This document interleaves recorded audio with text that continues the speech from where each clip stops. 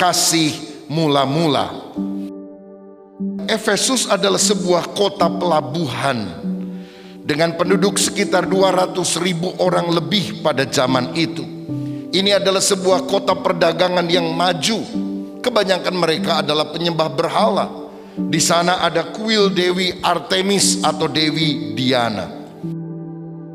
Menarik sekali, menurut catatan sejarah Kristen, Paulus pernah tinggal di kota Efesus lebih kurang 2,5 tahun.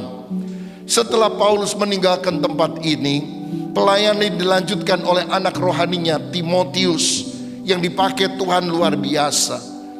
Kalau kita punya hamba-hamba Tuhan sekaliber Paulus, Timotius, dan juga Yohanes, saya yakin jemaat ini akan menjadi jemaat yang sangat maju dan berkembang seterusnya. Tapi ternyata sekarang kita tidak temukan gereja di Efesus. Kenapa? Saya mau katakan begini, sehebat-hebatnya seorang hamba Tuhan menyampaikan firman, kalau jemaat tidak punya respon yang baik kepada firman yang ditabur, benih itu tidak akan pernah bertumbuh. Saya melihat ada pujian yang diberikan oleh Yesus. Yang pertama, Yesus memuji jemaat Efesus karena mereka giat bekerja untuk Tuhan. Yang kedua, Tuhan memuji jemaat ini karena mereka adalah jemaat yang murni dalam pengajaran.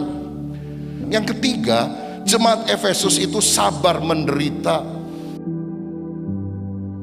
Tapi ternyata Tuhan itu punya mata yang jauh melihat tembus ke dalam. Secara manusia, jemaat Efesus adalah jemaat yang hebat. Tetapi Tuhan memberikan koreksi yang tujuannya tentu bukan karena kebencian, tapi untuk kebaikan. Jadi kalau yang pertama saya melihat ada pujian Yesus, yang kedua saya melihat ada celaan Yesus. Apa celaan yang diucapkan oleh Yesus? Ayat yang keempat tadi dikatakan, namun demikian aku mencela engkau karena engkau telah meninggalkan kasihmu yang semula. Ini celaan yang diberikan Yesus. Kamu telah meninggalkan kasih yang mula-mula. Jemaat ini, Efesus, punya pekerjaan, punya usaha, punya ketekunan. Tapi mereka kehilangan iman, harap, dan kasih. Mestinya yang Tuhan inginkan pekerjaan iman, usaha kasih, ketekunan, pengharapan. Karena nanti tinggal 3 hal ini, iman, harap, dan kasih. Dan yang paling besar diantaranya adalah kasih.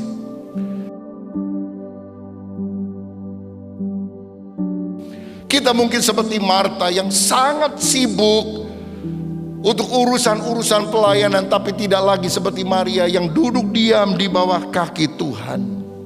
Pada Tuhan merindukan persekutuan yang akrab dengan Dia. Jangan sampai hal ini juga terjadi dengan saya dan saudara. Kita terlalu sibuk dengan urusan duniawi, kita terlalu sibuk dengan apapun termasuk dalam pelayanan, lalu relasi kita dengan Tuhan mulai putus. Inilah panggilan Tuhan yang memanggil, Adam, Adam, di manakah engkau? Aku rindu bersekutu dengan engkau.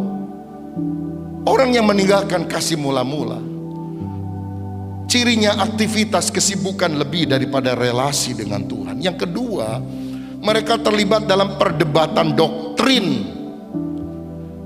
Mereka saling berdebat, melihat ini benar, ini salah, ini benar, ini salah.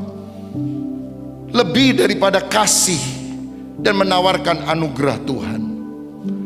Yang ketiga, ciri orang yang meninggalkan kasih mula-mula, cinta hal duniawi, mengejar materi, mengejar kenyamanan.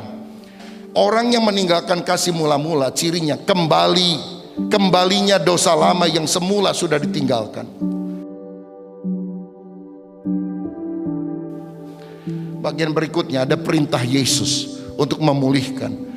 Tuhan berkata, ingatlah betapa dalamnya engkau telah jatuh. Supaya dipulihkan, pertama kita harus ingat. Ingat apa? Sweet memories, pengalaman yang manis dengan Yesus. Yang kedua, bertobatlah.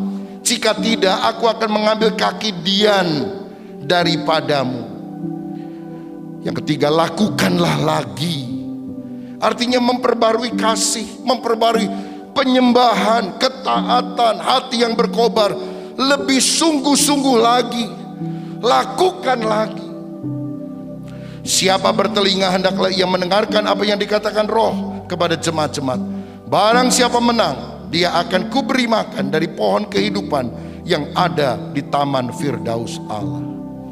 Tuhan janji, barang siapa menang, kembali pada kasih mula-mula, aku akan beri makan pada pohon kehidupan. Artinya apa?